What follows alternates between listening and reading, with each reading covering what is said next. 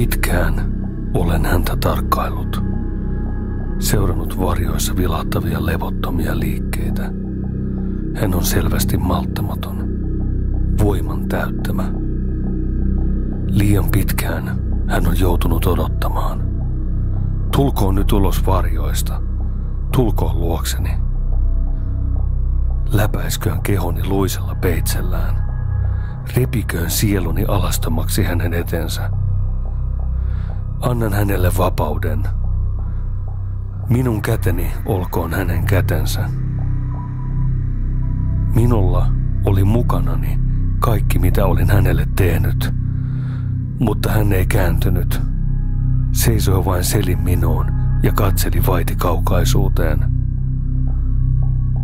Lopulta hän kuitenkin sanoi: jos tahdot arvostusta, älä niitä minulle näytä. Sinun on tehtävä enemmän. Sinä olet minun läpäisemäni. Olen se, mitä sinä tahdot. Olen sanojesi merkitys, kättesi jälki. Olen kanssasi aina ja kaikkialla.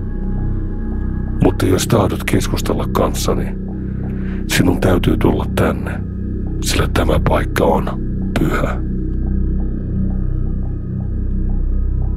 Itse olin vaiti.